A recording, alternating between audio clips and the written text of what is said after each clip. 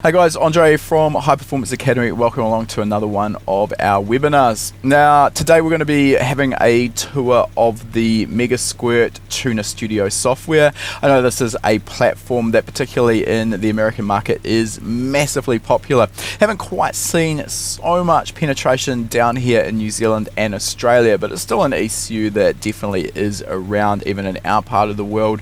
And we recently added a worked example to our practical standalone tuning course. Any of our members that already own that course should already have access to that worked example. So we're just following on from that. One of the reasons we add these worked examples is we've then got the ability with the cars that we've performed the worked examples on to bring you some more course content in these webinars so that we can expand on some of the topics taught in the worked example. Before we get into that though, just wanted to touch on a few things that have been going on, cover a couple of interesting aspects, and I want to actually start with an Instagram that is a little bit old. I just want to cover this off because we also recently released a video on this. I think this came out over our Christmas break, so we weren't really talking about these things. I just want to bring people's attention back to it because there's some really interesting information here. So we head across to my laptop screen. This is a photo we took from MounTune when we were in the UK for the Goodwood Festival of Speed, and this is a demonstration of how fresh air anti-lag can be integrated on an engine. So that's what we've got here, and I want to be straight up here at the start and say this is not a new technology, but it is a technology that I know a lot of people don't understand about.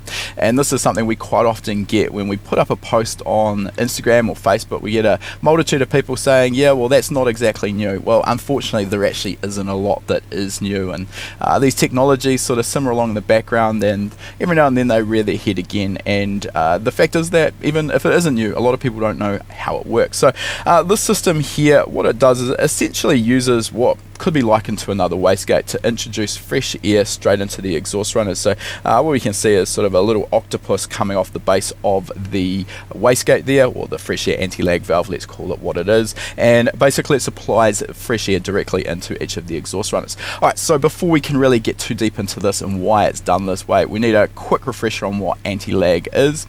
Traditionally, this is usually employed on the likes of a rally car, and it's a system which works when the driver is off throttle. So very different to what is also referred to as anti-lag for drag racing launch control. Completely different. This is when the driver is off throttle. So the idea with a typical anti-lag system is that the throttle body is cracked open slightly, or there's an air bypass around the throttle body. So normally, understandably, this would end up with the engine idling very high at maybe 3,000 to 4,000 RPM. So to combat this and also give the anti-lag effect, what happens is that the ECU massively retards the ignition timing so that the ignition event is actually happening well after top dead center, so when the engine is going through the power stroke. And at the same time, it also uses an ignition cut on various cylinders. So full cylinders full of unburned fuel and air are essentially delivered into the exhaust, and they actually combust very late in the engine cycle and out into the exhaust system, providing exhaust gas energy that drives the turbocharger. The idea being when the driver gets back on the throttle, instant boost straight away, no lag. Hence its name.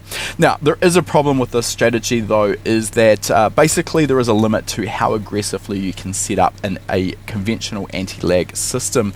The reason being that at some point we need more and more throttle opening, and the car will start to push, which basically means when the driver gets off the throttle and starts getting on the brake, the car feels like it's actually trying to drive forward. And some drivers don't mind this, but it can be pretty disconcerting, particularly for novice drivers. Even with a professional driver though, there's still a limit to how much push they can put up with. So this fresh air anti-lag system gets around this by introducing the air directly into the exhaust manifold. So essentially there isn't the requirement for the large throttle opening that we see with a conventional system. User still uses a small throttle opening. We've still got the fuel being delivered into the cylinder that passes through into the exhaust, where it then mixes with the fresh air and it's combusted, and basically the air feed for this fresh air anti-lag valve. So this here is the air feed for it. This will come off the compressor outlet, so somewhere on the intercooler charge pipe there will be another air feed to that. So it allows a very aggressive anti-lag strategy without affecting the way the car actually drives. With the Rallycross engines, they're running as much as 3 bar of boost pressure pre-throttle body when the driver is off the throttle. So understandably, as soon as that throttle's cracked, you've got 3 bar of boost pressure there ready to get that engine going. And this really is one of the reasons why these engines work so well in a rally application, particularly given that they're not making that much power. They're only around about 600 horsepower peak. What they do, however, produces massive amounts of low RPM torque, so it's not always about power. So that's our Instagram post on that. It's definitely not a new post. That's quite a while ago we posted that, but if you are interested in learning a little bit more, we've got a tech nugget on the fresh air anti-lag system that is on our YouTube channel, so go ahead and check that out. Alright, we have been highlighting some of our woes with our Toyota 6 circuit car, endurance car, over the last few webinars. If you were following us last week, you'll know that we ended up having an axle failure, put in about 10 laps over the weekend and 2 weekends ago, and broke the cage for the left rear outer CV, which wasn't exactly ideal given that we're running drive shaft shop 1000 horsepower axles. Any of you who maybe ended up on my personal Facebook friends list may have noticed that last week I actually posted up a dire sort of call for help. We were getting nowhere with customer service at drive shaft shop, so I was trying to find if any of my friends in the industry actually had a direct line to anyone useful at drive shaft shop. That worked really well. We ended up getting in touch with the owner, Frank, from drive shaft shop. He's been amazing to deal with. Basically within 24 hours of been posting that up on Facebook, he had new components on a UPS shipment out to us.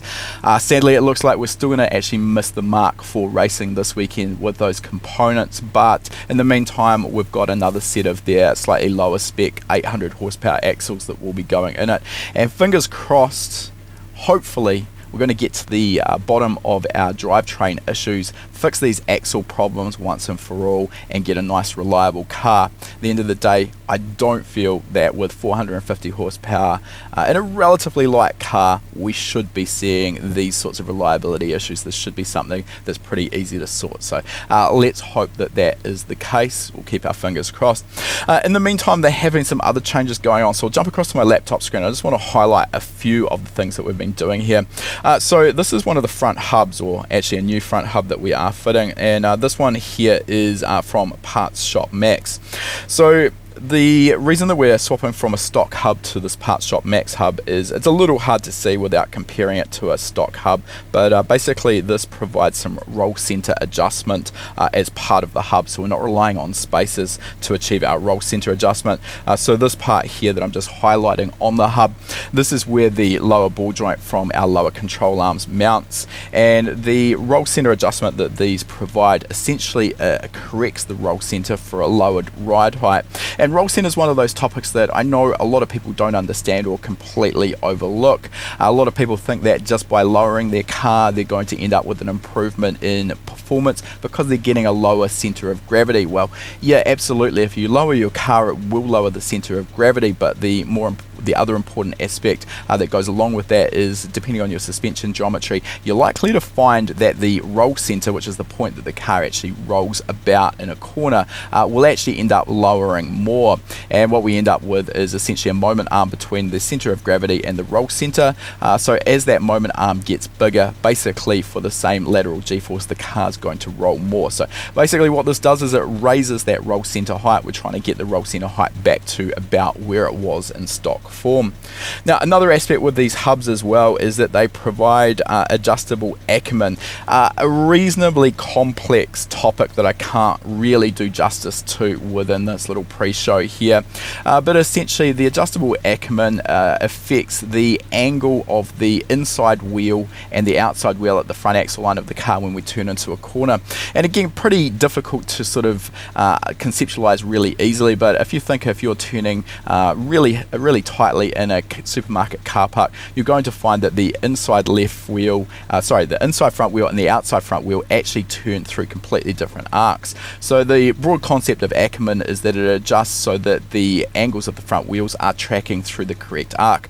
That's all well and good when you're negotiating a supermarket car park at low speed, but out on the racetrack things are very different, and we've got our tyres operating at, or we should be aiming to operate our tyres at an optimal slip angle to get the most traction out of them.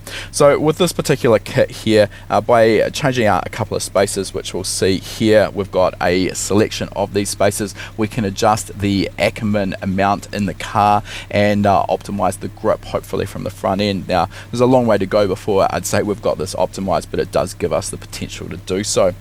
Now one part that did become a problem with this hub swap that we're doing now is that previously on the stock hubs we were running this Velox Motorsports brake cooling package, or brake cooling duct. So this is a backing plate that bolts to the rear of the stock hubs, and it provides, as you can see here, a nice location for our brake cooling ducts to get that cooling air onto the ducts. Really important even for sprint races, but particularly given that we're running 1 hour endurance races, that's absolutely critical if we want any chance of the brakes lasting. Unfortunately these don't fit on the Parts Shop Max hubs, and Parts Shop Max hubs probably more predominantly used for a drift application where the brake cooling is really not a big issue.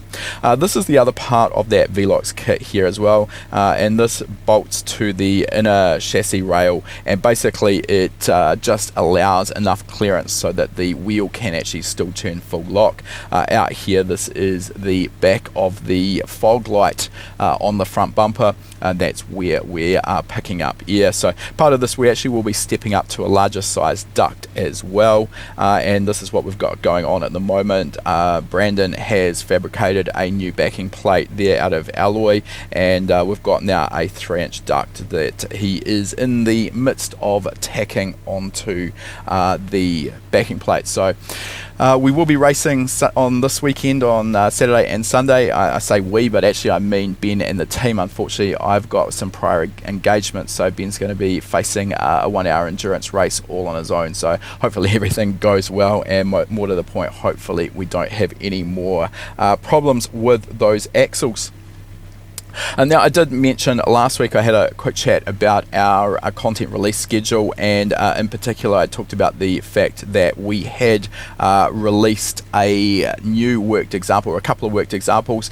We had our MegaSquirt MS3Pro worked example we released back before Christmas using this exact car here, our Mazda Miata, I should say Taz's Mazda Miata. He's been kind enough to let us use it for some course material.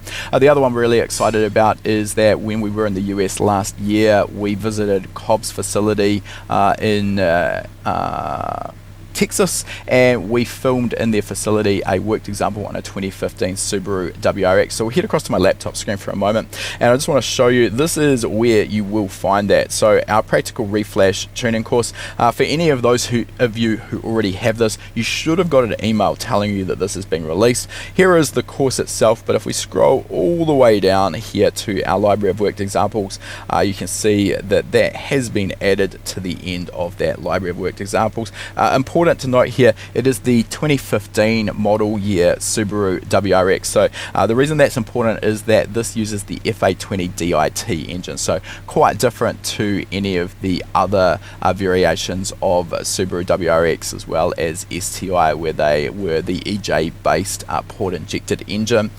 So yeah, if you are interested in learning a little bit more about that COBB platform, make sure you check that out. I did mention last week that we've got our LS1 worked example for our practical engine building course. Should have been released by the end of last week. Kind of missed the target on that just a little bit. I've still got a final run through with proofing just to make sure that everything's ready to go, and with any luck hopefully that will be released by the end of this week. Again, we will be letting all of our members who own that course know, so don't think you're going to miss out. Alright, I also wanted to take a moment here just to welcome to the team our newest employee. So we head across to my laptop screen again for a moment.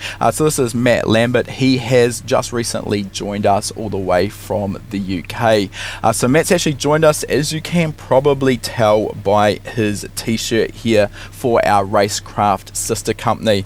And RaceCraft, for those who have been hiding under a rock, our sister company we launched before Christmas, is essentially like HPA for those who want to learn how to modify and improve their race cars, also learn how to get the best out of their race cars when they're driving out on the racetrack. Now, my skill set, while I am an amateur race driver, I'm definitely no professional, and obviously to write some course material from a professional standpoint, we needed someone with some runs on the board, so that's exactly why we've got Matt, as well as his motorsport engineering degree. He's also got a fairly extensive history in motorsport. So here, a shot that he found me back in the early days. He started racing karts, as have a lot of drivers that have made it all the way to the upper echelons of motorsport, including F1. Always a really good place to start in terms of motorsport, and while competing professionally in karting certainly isn't what you'd consider cheap, it's still one of the more cost-effective forms of motorsport. He also moved up and ran in the Caterham series in the UK. From what I can understand from Matt, it's a pretty impressive category over in the UK, with several different sort of steps up the Caterham racing ladder. Matt's actually been pretty successful, definitely more successful than Ben and myself, actually winning some series, so it's nice to have someone with some actual runs on the board. Prior to racing in the Caterham series as well, he's also competing in the MX5 series. Now, it's interesting here as well, we don't see so much of the single make racing in New Zealand, and I think it's really important to mention here, when you are racing in single make series such as the MX5 series that I've just shown you there, particularly that given that they are relatively underpowered cars, as well as the Caterhams, you've got basically a control chassis, a control engine.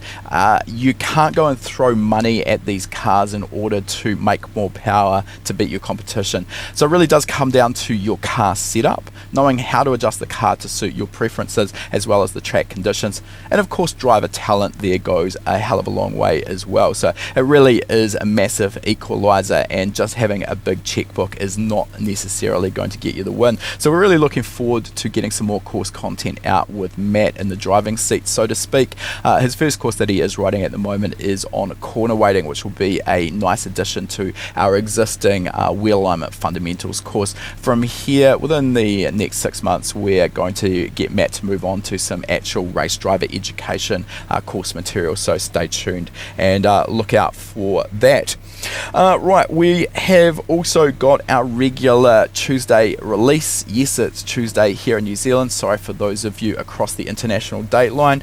But this is a video that we shot while we were at the SEMA show with Kaizenspeed. So this is the Kaizen Relay. We're talking to Reid, the owner of Kaizenspeed, about this relay.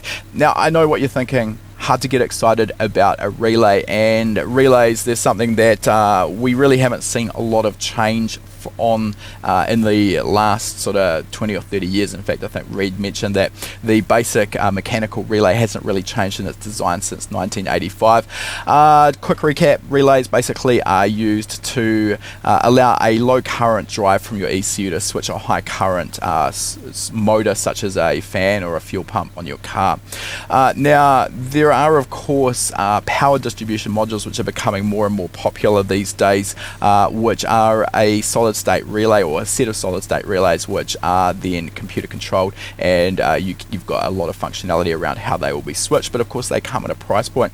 So Reid has designed his new relay system to basically bridge the gap there.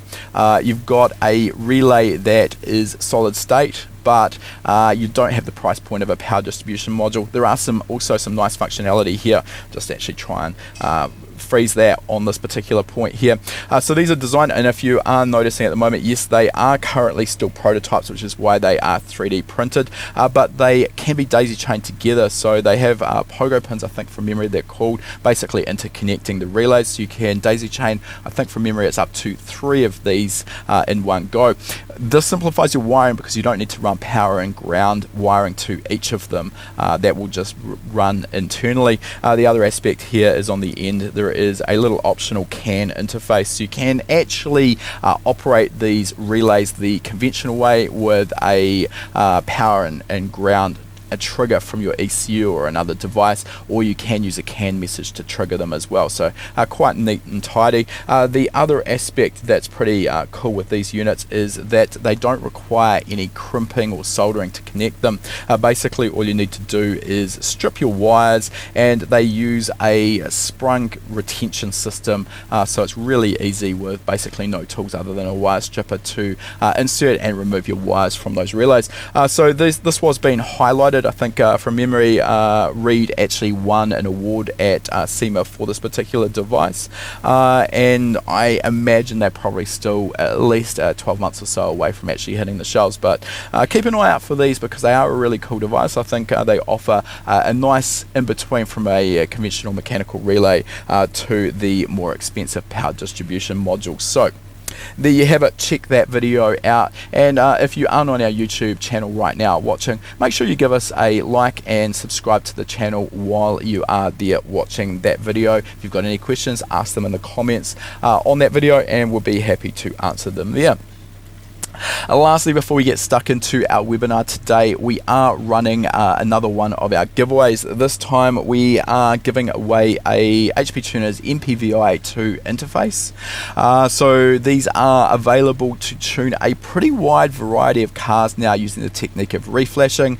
We use them personally for GM and Ford, but these days they have branched out to cover the likes of Volkswagen and Audi, Nissan, Toyota, just to name a few.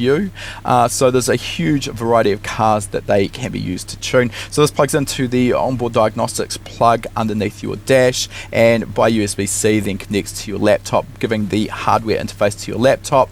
This then interfaces with the HP Tuner's VCM editor and VCM scanner software to allow you to scan what your ECU is doing and to read, make changes to your calibrational tables, and then write them back into the ECU.